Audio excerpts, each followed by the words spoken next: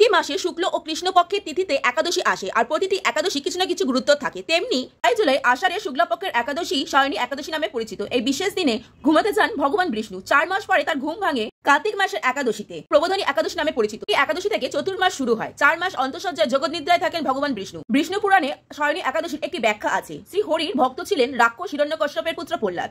বিষ্ণু বিরোধী হিরণ্যকশ্যপ পুত্রকে বিষ্ণুর অবতার নরসিংহ বধ করেছিলেন। প্রহ্লাদের নাতি ছিল পাতালের রাজা বলি। তিনিও ছিলেন ধার্মিক এবং একই সঙ্গে দয়ালু। ত্রিলোক জয় করার পর তার অহংকার ভাঙতে নারায়ণ বামন রূপে তার কাছে আবির্ভূত হন। বলির কাছ থেকে শ্রী নারায়ণ বামন রূপে 1 পা রাখার মতো জমি চান। বলি ত্রিলোক দান করলেও বামনের জন্য সে জমি কমই পড়ে।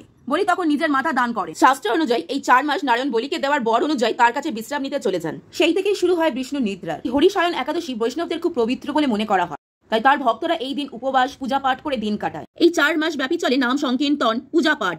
এই 4 মাস শুভ কাজ থেকে বিরত থাকে বিষ্ণু নারায়ণের ভক্তরা। দেবশনী একাদশীতে সন্ধ্যার সময় পূজা অন্যান্য একাদশী থেকে একটু আলাদা হয়। এই দিন সন্ধ্যায় বিষ্ণু পূজার সময় তার কাছে কিছু তার প্রিয় জিনিস রেখে দিতে হয়। সেই বিষ্ণুদেবকে এই সন্ধ্যায় তুলসী পাতা অর্পণ করবেন। তার সাথে দেবেন তার প্রিয় ফুল পদ্ম, বেল, চাপা। ফুলগুলি নারায়ণদেবকে অর্পণ করলে পারিবারিক শান্তি এবং প্রেম বজায় থাকে। ভোগেতে মধু, মিছরি, মাখন অবশ্যই দেবেন। রাত্রিতে এই মন্ত্রটি অবশ্যই বলবেন। মন্ত্রটি হলো সুপ্তে তয় জগন্নাথ জগৎ সুপ্তং ভবেদিদম। চ্যানেলটিকে সাবস্ক্রাইব করে পাশে থাকবেন। ওম ভগবতে বাসুদেবায় নমঃ।